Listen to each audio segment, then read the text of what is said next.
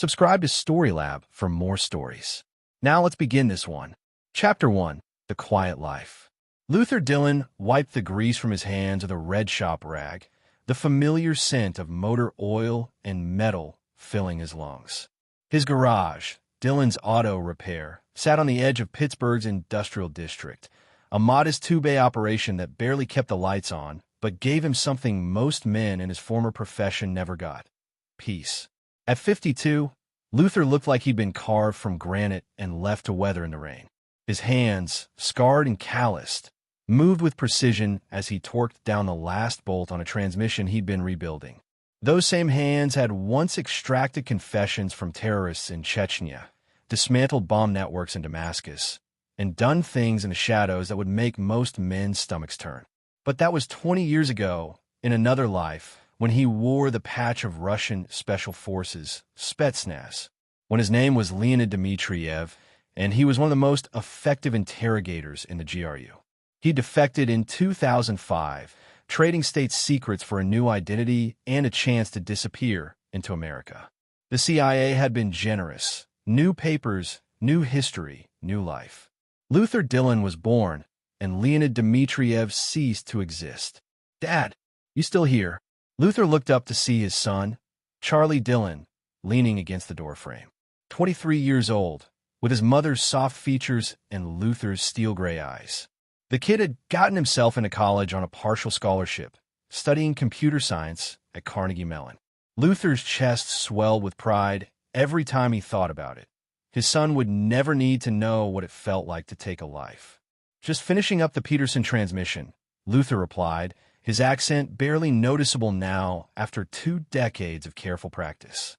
"What are you doing here? Thought you had classes." Charlie's expression shifted, and Luther's instincts immediately fired. He'd spent years reading micro-expressions, body language, the subtle tells that separated truth from deception. His son was nervous.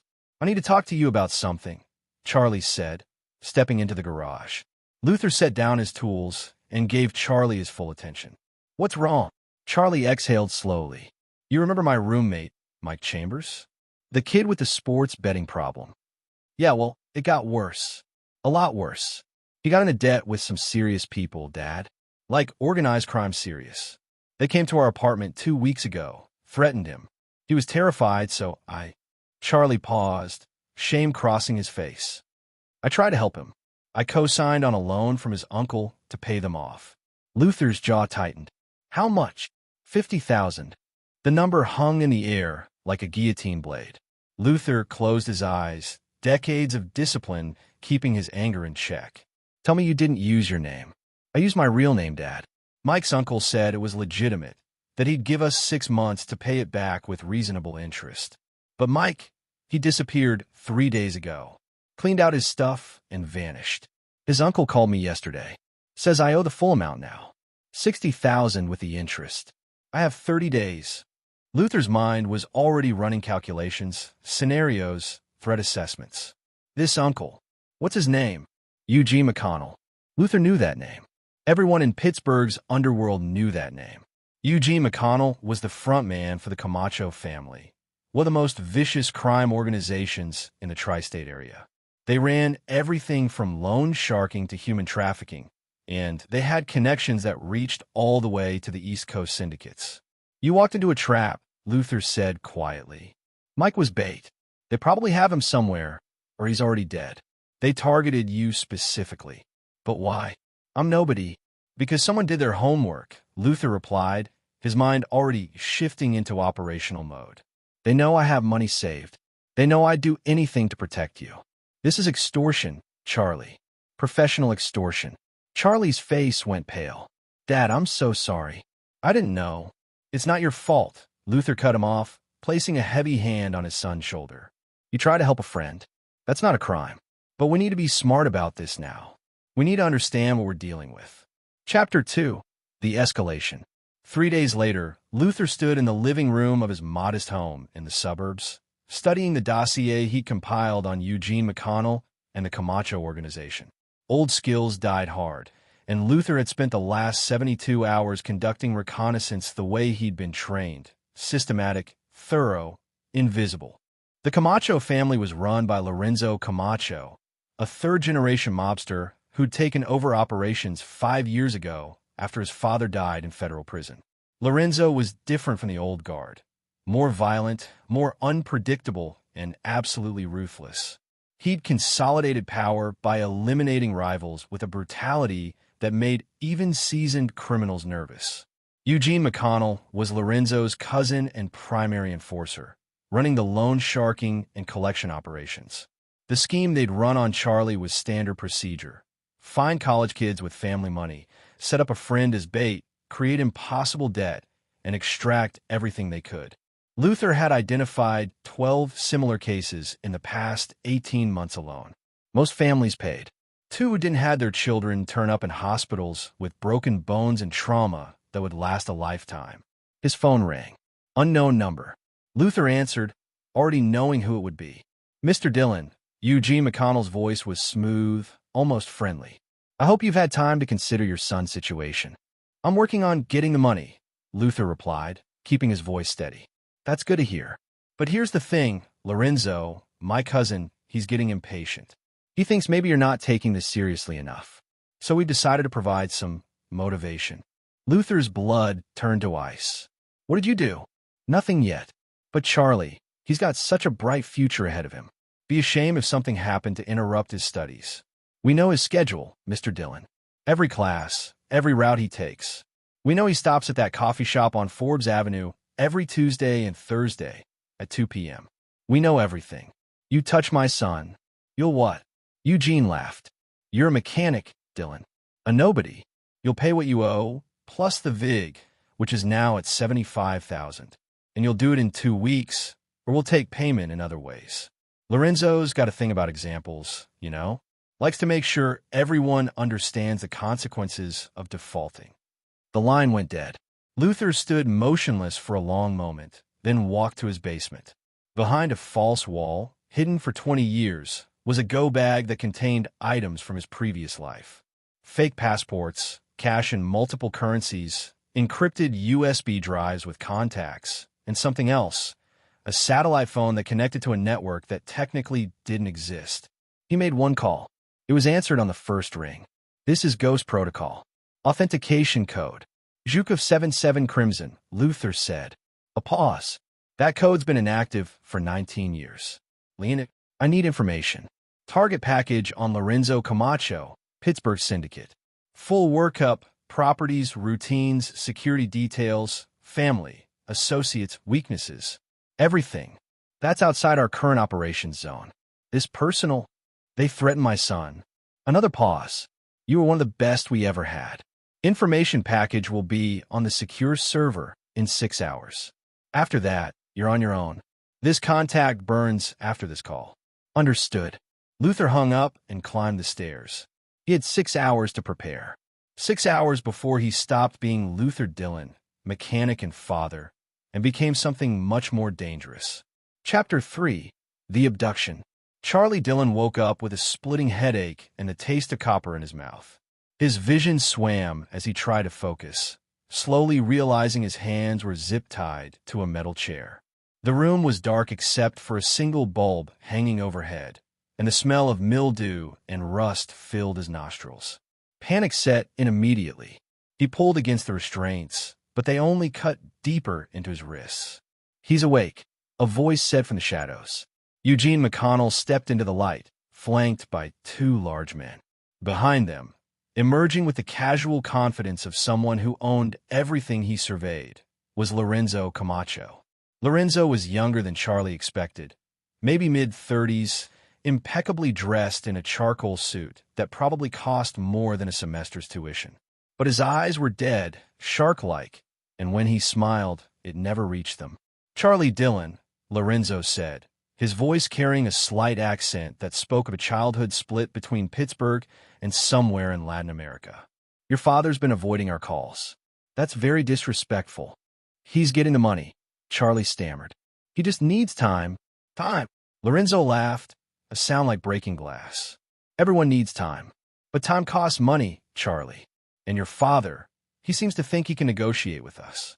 That maybe if he stalls long enough, we'll just forget about it. Eugene stepped forward with a pair of pliers in his hand, letting them catch the light. Charlie's heart hammered in his chest. Here's how this works, Lorenzo continued, circling Charlie like a predator. Your father gets a phone call. He hears you scream. Then he understands that we're serious. After that, every day he's late, Eugene here pulls one of your teeth. By the end of the week, you'll be eating through a straw. By the end of the month. He shrugged. Well, we'll get creative. Please, Charlie begged. Just call him. He'll pay. I know he will. Lorenzo nodded to Eugene, who pulled out a phone and dialed. It rang 3 times before Luther answered. Mr. Dillon, Lorenzo said, taking the phone. I hope you're having a pleasant evening. I'm here with your son. He's been very cooperative, very polite. But I'm calling because we need to discuss the timeline of your payment. Charlie could hear his father's voice through the speaker, deadly calm. Let me talk to my son. In a moment. First, I want you to understand something. I'm a businessman, Mr. Dillon. I provide services, loans, protection, opportunities. And when people take advantage of those services, I expect them to honor their commitments. Your son agreed to terms. Those terms haven't been met. So now I'm going to help you understand the seriousness of this situation. Lorenzo nodded to Eugene, who grabbed Charlie's jaw and forced it open. No, wait. Charlie screamed, but Eugene was already positioning the pliers. Then everything happened at once. The lights went out. The sound of breaking glass erupted from somewhere above. Shouts echoed through the building, followed by a sharp crack, gunfire, but suppressed, almost silent. More shouting, then a wet thud and silence. Charlie heard footsteps, multiple sets, moving with military precision. The emergency lighting flickered on, casting everything in a red glow. Eugene released Charlie and pulled a gun from his waistband, but he never got to raise it. Something small and cylindrical rolled across the floor, a flashbang grenade. Charlie squeezed his eyes shut just as the world turned white and a concussive blast rattled his teeth. When his hearing returned, the room was full of smoke and bodies. Eugene was on the ground, unconscious or dead. Charlie couldn't tell. The 2 guards weren't moving either. Lorenzo was crawling toward a door, blood streaming from his ears. And standing in the center of the room, holding a suppressed pistol with the casual ease of someone who'd done this 1,000 times, was Luther Dillon. But he wasn't the man Charlie knew. This was someone else, someone cold, calculating, deadly. His movements were fluid, efficient, practiced. He cleared the room with his weapon, checked corners, assessed threats, all in the span of seconds. Dad! Charlie's voice was barely a whisper. Luther holstered his weapon and moved to Charlie, producing a knife and cutting the zip ties in one smooth motion. We need to move. Now. What? How did you? Questions later. Luther pulled Charlie to his feet. Can you walk? Charlie nodded, still in shock. Luther guided him toward a service exit, weapon back in his hand, eyes constantly scanning. They emerged into a warehouse district. A nondescript van sat idling nearby. Luther pushed Charlie toward it, then paused and looked back at the building. Inside, Lorenzo Camacho had managed to crawl to a phone. His hands shook as he dialed, blood still leaking from his ears. Luther's phone rang. He answered, putting it on speaker so Charlie could hear. Who are you? Lorenzo's voice was raw, terrified, nothing like the confident predator from minutes ago. Luther's response was cold, precise, devoid of emotion. You have 2 hours to release my son. He paused, looked at Charlie standing next to him, then continued, which I've already done. Consider this a professional courtesy. You and your entire crew are finished. Every safe house, every operation, every account, I know about all of it. You have 2 hours to dissolve your organization and disappear. If you're still in Pittsburgh by sunrise, I won't stop with your crew. I'll come for your family, your mother in Brookline, your sister in Shadyside, your cousin Eugene's kids in their private school. Everyone. You can't. 2 hours, Lorenzo. I suggest you use them wisely. Luther ended the call and looked at the burning warehouse, where the bodies of Lorenzo's entire inner circle lay dead. The night's work had been efficient, surgical, the product of decades of training most people couldn't imagine. Charlie stared at his father, seeing him clearly for the first time. Who are you? Luther placed a hand on his son's shoulder. Let's go home. Then we'll talk. Chapter 4. The Revelation. Luther drove in silence, taking a serpentine route through Pittsburgh's back streets, checking mirrors, ensuring they weren't followed. Charlie sat in the passenger seat, his hands still shaking, mind trying to process what he'd just witnessed. The father he'd known his entire life, the quiet mechanic who coached Little League and did crossword puzzles on Sunday mornings, had just executed a military-grade hostage rescue that ended with multiple bodies and a crime syndicate in ruins. They pulled into the garage of Luther's house. Only then did Luther finally speak. Inside, quickly, Charlie followed him through the door. Luther immediately went to the windows, checking sight lines, then activated a security system Charlie had never noticed before. Hidden cameras, motion sensors, reinforced entry points. The house was a fortress disguised as suburban normalcy. Sit, Luther said, gesturing to the kitchen table. Charlie sat. Luther poured 2 glasses of whiskey and pushed one across to his son. Charlie drank it in one swallow, welcoming the burn. Your name isn't really Luther Dillon, is it? Charlie finally asked. Luther studied his son for a long moment, then shook his head. No, I was born Leonid Dmitriev. I was Spetsnaz, Russian Special Forces, Intelligence Directorate, specialized in interrogation and information extraction. I did that for 12 years. You were Russian military? Charlie's voice was barely a whisper. I was good at what I did. Too good. They sent me places other people couldn't go, had me do things other people couldn't do. Chechnya, Syria, Ukraine, places that don't officially exist on any map. I extracted intelligence from people who didn't want to give it. I dismantled terrorist cells. I was a weapon, Charlie. A very effective weapon. Luther paused, the weight of those years visible in his eyes. But I saw things, did things. There's a line, and I crossed it more times than I can count. In 2005, I was ordered to interrogate a group of Chechen civilians, a family. Women, children. They wanted me to use them as leverage to find a warlord. I couldn't do it.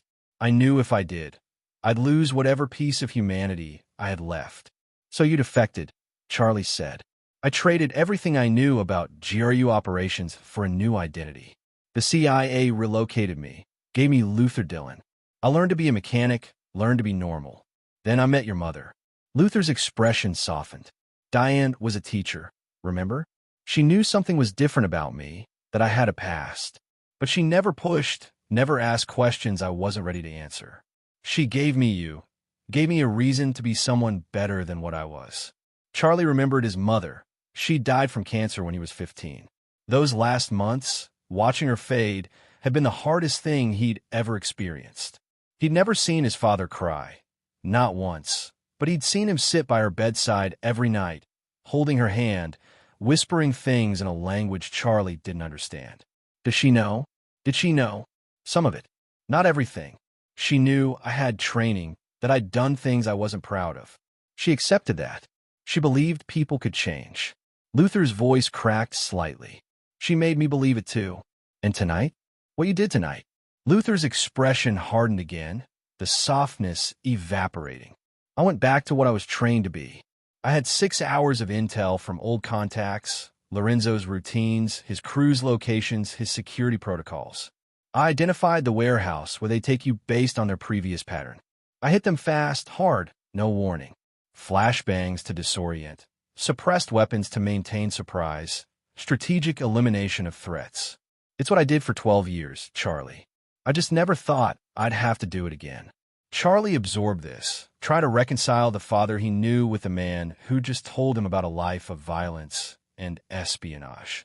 What happens now? Lorenzo won't just disappear. He will if he's smart. I left 14 bodies in that warehouse, his entire inner circle, including his top lieutenants. I've also leaked evidence of his operations to the FBI and the state police. They'll have raids hitting his properties within hours. Everything he built is collapsing around him. But Luther met his son's eyes. But men like Lorenzo don't accept defeat. They're not wired that way. Pride, ego, the need to maintain reputation, it overrides survival instinct. He'll regroup, find new soldiers come back at us. That's why we need to be ready. As if on cue, Luther's phone buzzed. A text from an unknown number. This isn't over. Not by a long shot. You killed my blood. I'll kill yours. Tonight was just the beginning. Charlie read the message over his father's shoulder.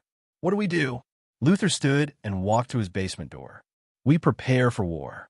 Chapter 5. The hunter becomes hunted. The FBI raid on Lorenzo Camacho's properties happened at 4:37 a.m., synchronized strikes on 6 locations simultaneously.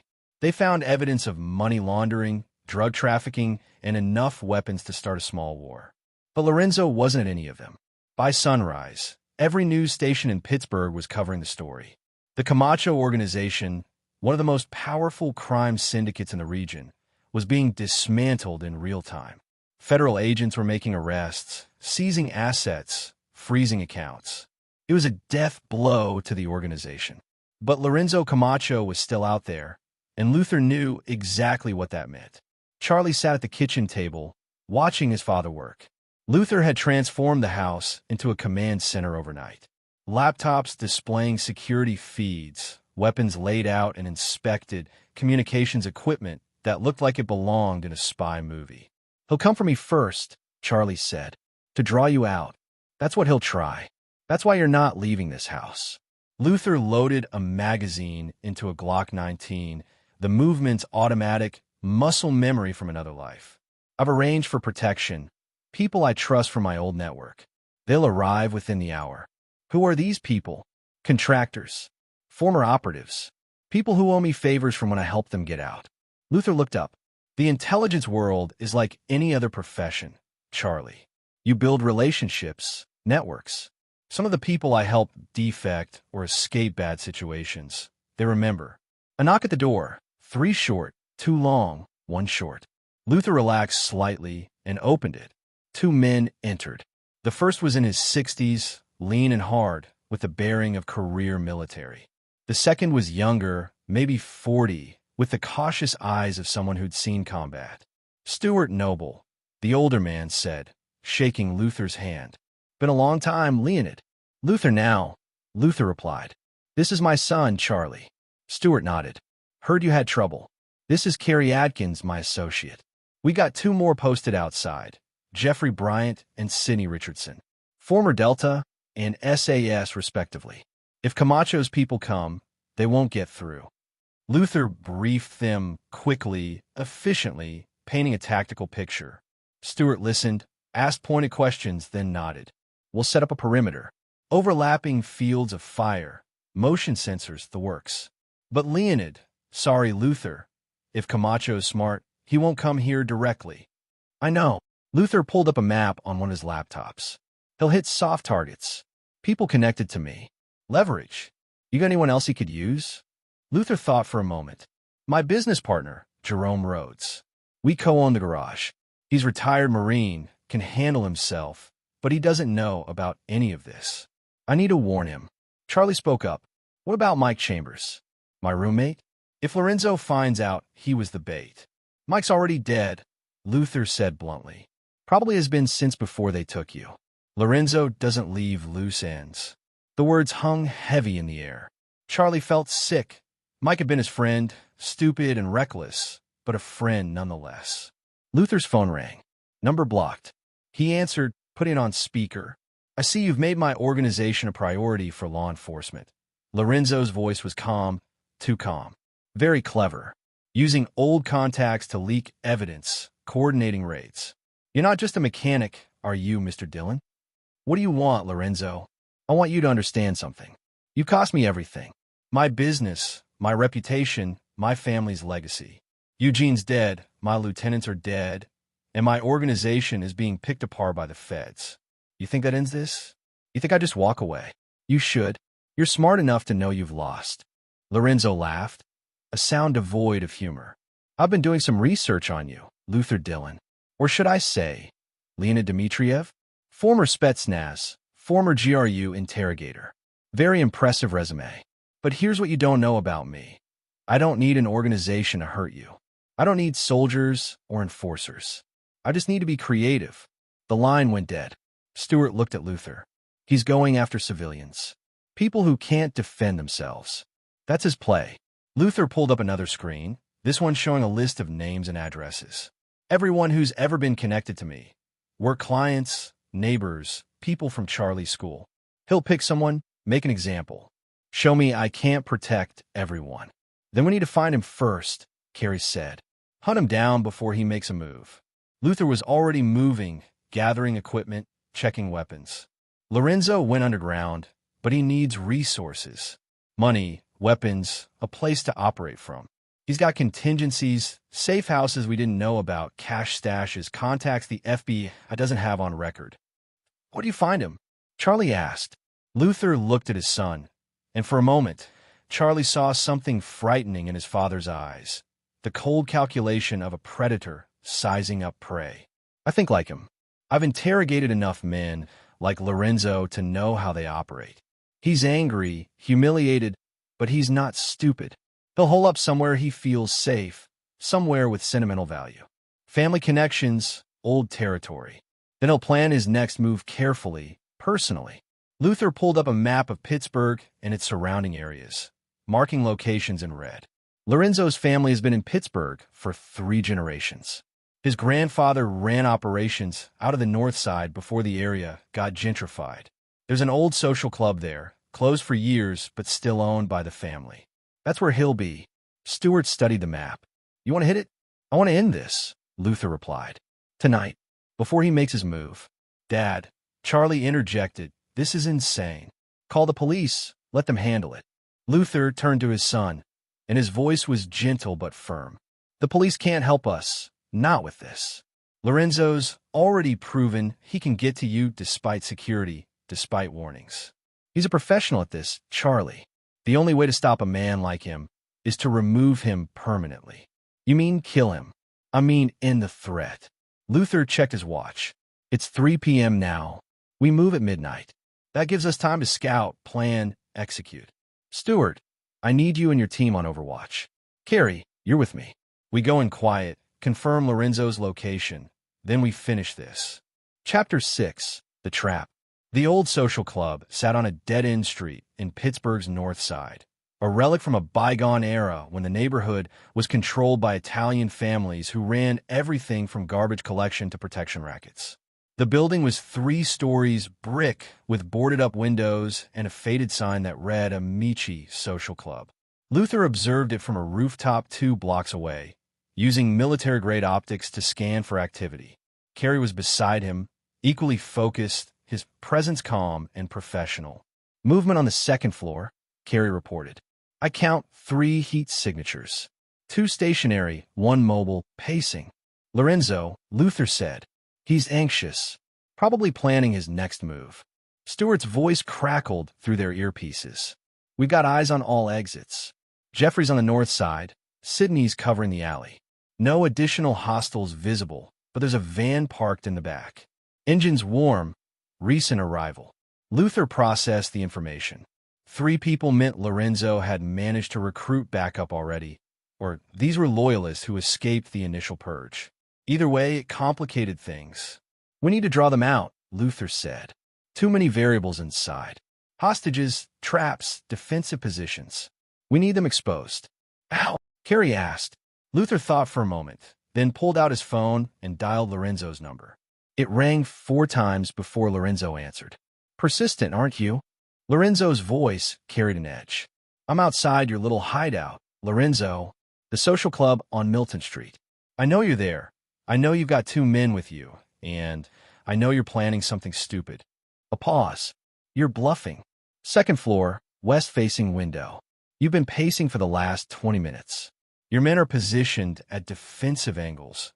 1 at the stairs, 1 watching the back. The van outside is your exit strategy. Am I wrong? The silence stretched. Then, what do you want? End this. Face to face. You and me. No one else gets hurt. Lorenzo laughed. You think I'm stupid enough to walk into a trap? I think you're smart enough to know this is your only play.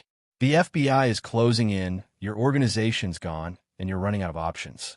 But you still have pride, still have that need to prove something. So let's prove it. 1-on-1. You win, I disappear. I win, you do. And if I say no, Then I drop this building on your head. I've got enough C4 to turn that social club into a crater. You've got 60 seconds to decide. It was a bluff. Luther had no explosives, but men like Lorenzo operated on ego and the desperate need to control the narrative. The idea of dying anonymously, buried under rubble, would be anathema to him. Where? Lorenzo finally asked. The intersection of Milton and Carsdale. Open ground, no cover. Both of us, unarmed. Your men stay inside, my people stay back. We settle this the old way. Another pause. 30 minutes. The line went dead. Carrie looked at Luther. That's actually going to work? Men like Lorenzo can't resist a challenge. It's about respect, reputation. He needs to prove he's not afraid, that he's still in control. And when he inevitably brings weapons or backup, Luther smiled grimly. Then we adapt. 28 minutes later, Luther stood in the middle of the intersection. The street was empty, lit only by distant streetlights and the ambient glow of the city. He'd removed his jacket, showing he carried no weapons, arms spread slightly to prove it. The door of the social club opened. Lorenzo emerged, and he wasn't alone. Two men flanked him, both armed with assault rifles. Lorenzo himself held a pistol loosely at his side. They walked slowly toward Luther, confident, predatory. You're not very good at following rules, Luther called out. Rules are for people who have something to lose, Lorenzo replied, stopping 20 feet away. I don't. You took everything from me. My organization, my reputation, my family's legacy. You think I care about honor now? I think you care about living. Living? Lorenzo laughed. What's the point? I'm finished in Pittsburgh, finished everywhere. The feds will hunt me until I'm dead or in prison. You've destroyed me, Mr. Dillon. So if I'm going down, I'm taking you with me. Lorenzo raised his pistol.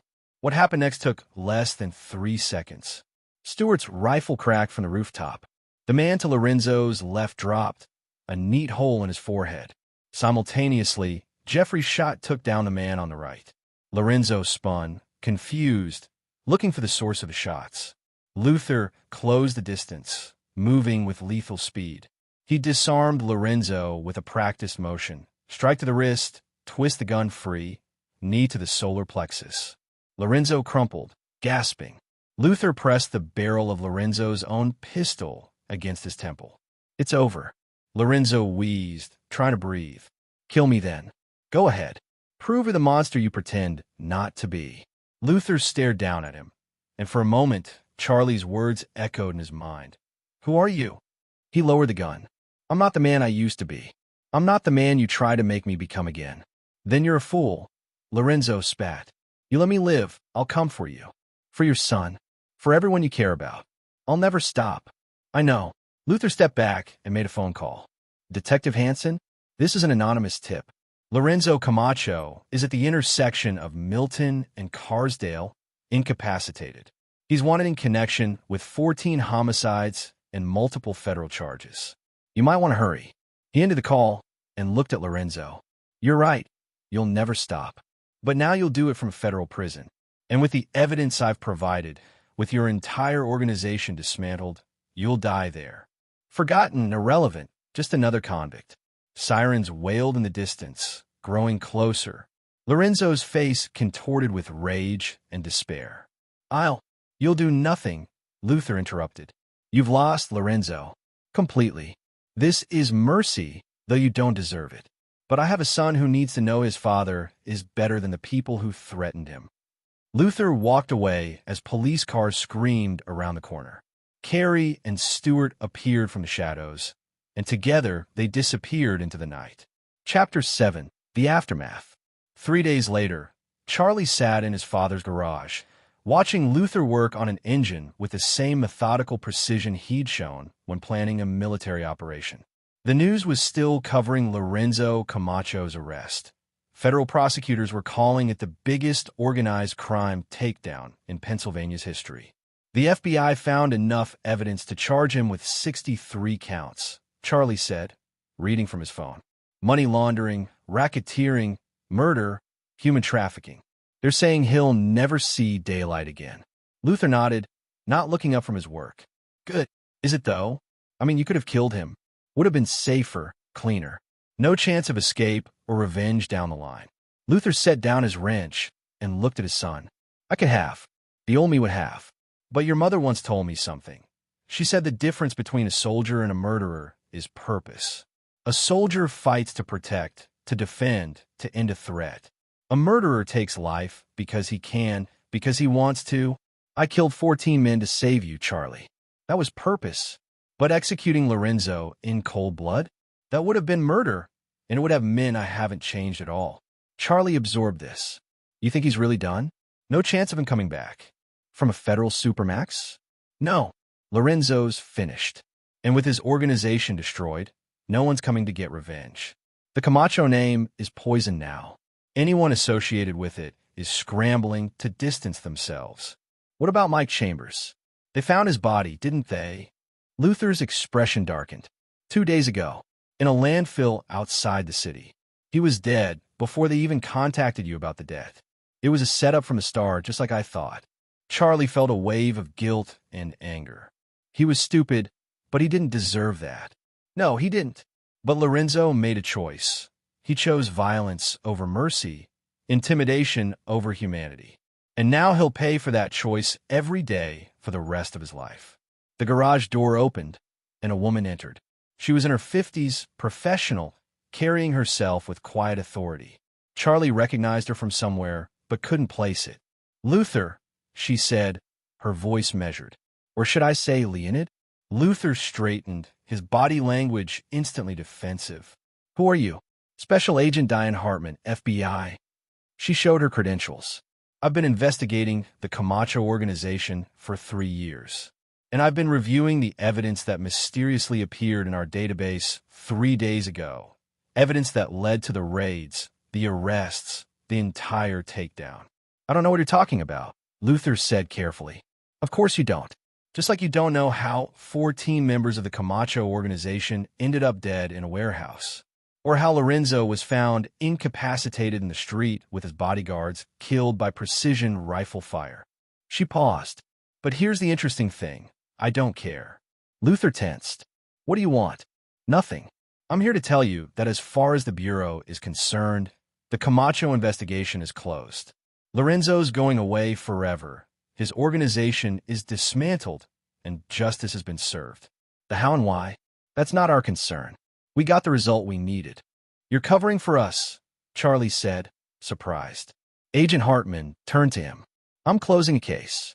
What happened in that warehouse? Who was responsible? Those are questions that don't need answers. Sometimes, young man, the system needs help from people who operate outside it. Your father provided that help. She looked back at Luther. But understand this, Leonid Dmitriev is officially dead. He died in a car accident in 2005 in Moscow, according to Russian records. Luther Dillon is a mechanic with a clean record. That's how it stays. You go back to your quiet life, I go back to mine, and we never speak of this again. And if I don't agree to those terms? Luther asked. Then I have a lot of difficult questions about how a mechanic managed to orchestrate a military-grade operation that resulted in multiple casualties and the destruction of a major crime syndicate. Questions that would require investigations, depositions, possibly prison time. She smiled slightly. But I don't think either of us wants that. Luther studied her for a long moment, then nodded. Understood. Good. Agent Hartman turned to leave, then paused. For what it's worth, Mr. Dillon, you saved your son and took down a monster. In my book, that counts for something. She left, and Charlie exhaled slowly. Well, that was expected, Luther finished. The FBI isn't stupid. They knew someone with professional training was involved. But as long as their case is solid and justice is served, they're willing to look the other way. So what now? We just go back to normal? Luther smiled, and for the first time in days, it reached his eyes. We try. You go back to school, finish your degree. I keep fixing cars. We have Sunday dinners and watch Pirates games. We be normal. Can we? After everything has happened? Your mother believed people could change, Charlie. She believed I could be more than what I was trained to be. I owe it to her memory to prove that's true. Luther placed a hand on his son's shoulder. What happened these last few days, that was necessary. But it doesn't define us. We define ourselves by what we do next. Charlie nodded slowly. I still can't believe you were Spetsnaz. That you lived this whole other life. It was a lifetime ago. Different man, different world. Luther Dillon is who I chose to become. That's the man your mother fell in love with. That's the man who raised you. The rest is just history.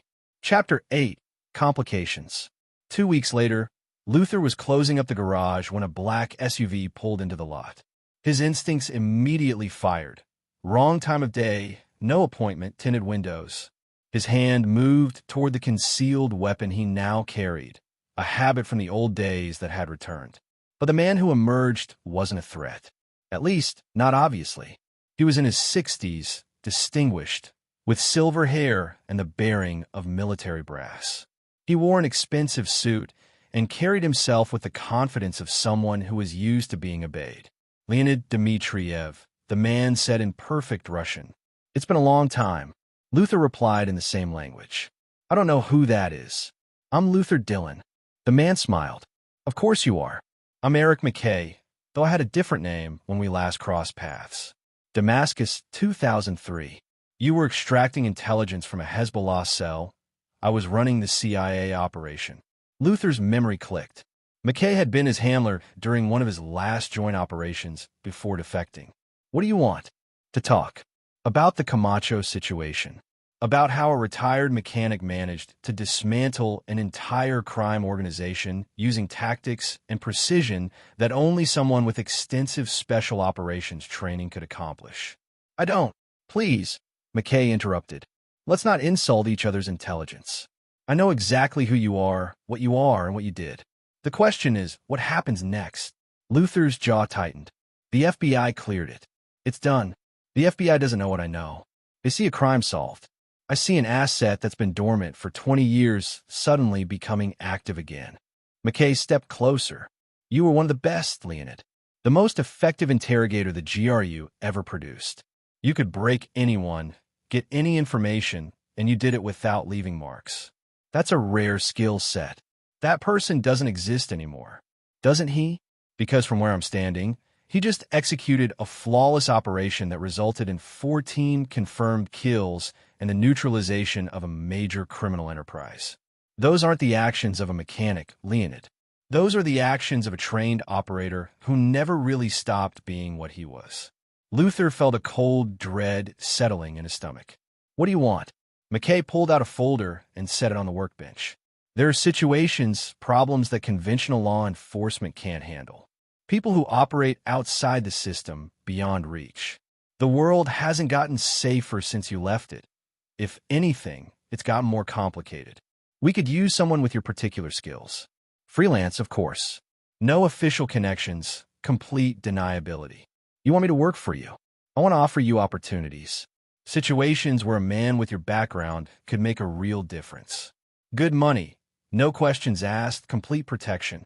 Luther didn't touch the folder. I have a son, a life. I'm done with that world. Are you? Because that world just came knocking on your door, and you handled it with the efficiency of a seasoned professional.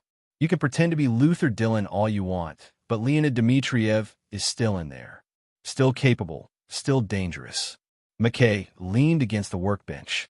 I'm not here to threaten you. I'm here to remind you that you have options. The life you've built is safe because we allow it to be safe. Think about that. McKay turned to leave, then paused. The folder contains details on 3 operations. High-value targets, all bad people, all problems that need solving. If you're interested, the contact information is inside. If not, consider it a gift, intelligence you can choose to act on or ignore. He left, and Luther stood alone in the garage, staring at the folder like it was a coiled snake. That evening, Charlie found his father sitting in the dark living room, the folder unopened on the coffee table. What's wrong? Charlie asked. Luther looked up, and his son saw exhaustion in his eyes. Someone from my past came by today. Offer me work. What kind of work? The kind I swore I'd never do again. Charlie sat down. You gonna take it? No. I built a life here, Charlie. I have you. I have the garage. I have peace. I'm not throwing that away. But, Luther smiled grimly. But they reminded me that peace is fragile. that the world I left doesn't forget. That Leonid Dmitriev might be buried, but he's not dead. So what do?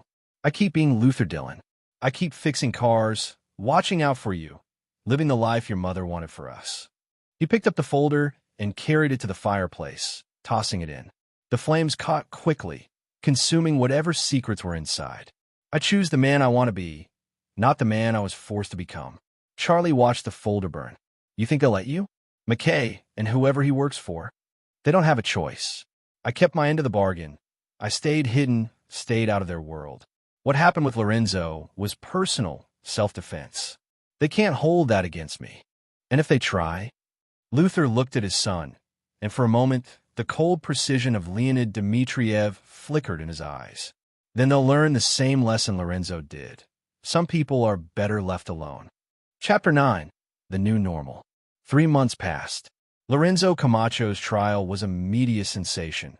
Federal prosecutors paraded a damning array of evidence that painted a picture of a criminal empire built on violence and exploitation. Lorenzo sat through it all with dead eyes, knowing his fate was sealed. He was sentenced to 8 consecutive life terms without possibility of parole. The judge's words were scathing. You represent the worst of humanity, a predator who built wealth on the suffering of others. Society is safer with you removed from it. Luther watched the sentencing on the news in his garage, Jerome Rhodes standing beside him. Hell of a thing, Jerome said. He was in his 70s, a former Marine who'd partnered with Luther 10 years ago. That boy you saved, Charlie, he's a good kid. You did right by him. I did what any father would do. Jerome looked at him sideways. Not any father could do what you did. I know you don't talk about your past, Luther, and I respect that. But I ain't stupid. The precision, the planning, that wasn't amateur hour. That was professional work. Luther didn't respond, and Jerome chuckled. Don't worry, I ain't asking questions. Just saying, you're a good man who did a hard thing to protect his family. No shame in that. Jerome clapped him on the shoulder. Now, we got that Bear transmission to finish.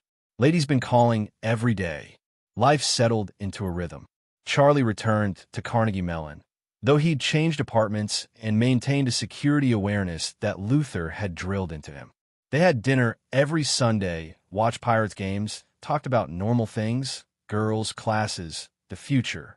But sometimes, late at night, Charlie would see his father sitting in the dark, staring at nothing, and he knew Luther was remembering the man he'd been, the things he'd done, the world he'd left behind.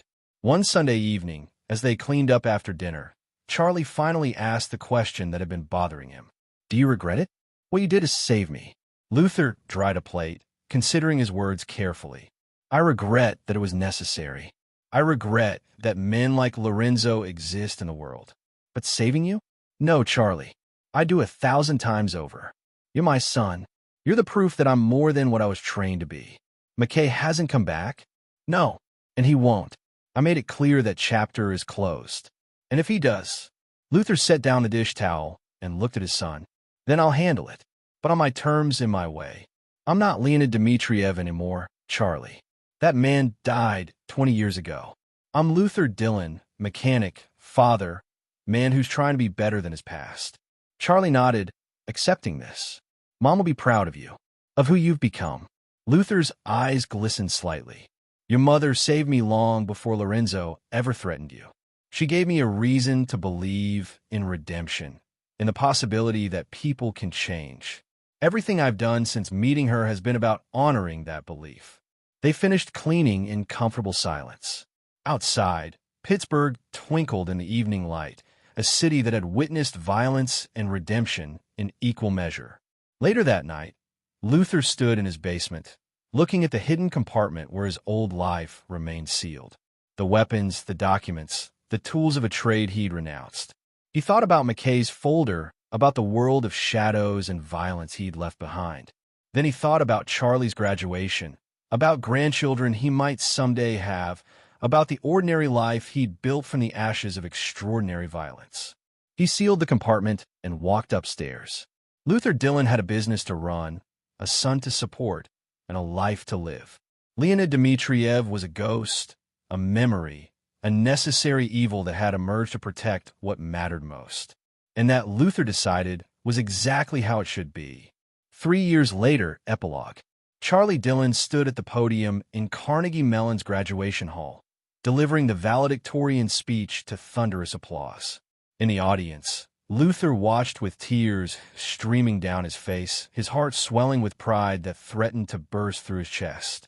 His son, brilliant, compassionate, strong, had not just survived the darkness that had touched his life, but had thrived beyond it. Charlie was headed to MIT for graduate school, full ride, with a future as bright as Luther had always dreamed. After the ceremony, they stood together outside the hall, caps and gowns discarded, just father and son in the June sunshine. "I couldn't have done this without you," Charlie said. "Everything you sacrificed, everything you did, everything I did was because of you," Luther interrupted gently. "You gave me purpose, Charlie. You gave me a reason to be better than what I was. I'm the one who should be thanking you." They embraced, and Luther realized something profound. He'd spent 20 years running from his past, hiding from what he'd been. But in saving his son, in confronting the darkness one last time, he'd finally made peace with it. Leonid Dmitriev had been a weapon, a tool of state violence, a man who extracted truth through pain. But Luther Dillon was a father, a mechanic, a man who'd proven that love and purpose could redeem even the darkest past. As they walked toward the parking lot, Charlie's arm around his father's shoulders, neither noticed the man watching from across the street. Eric McKay observed them with professional detachment, then got into his car and drove away. Some assets, he'd learned, were more valuable left alone. Some men earned their peace. Luther Dillon had earned his. And in the end, that was all that mattered. This is where our story comes to an end. Share your thoughts in the comments section. Thanks for your precious time. If you enjoyed this story, then please make sure you subscribe to this channel. That would help me a lot. Click on the video you see on the screen, and I will see you there.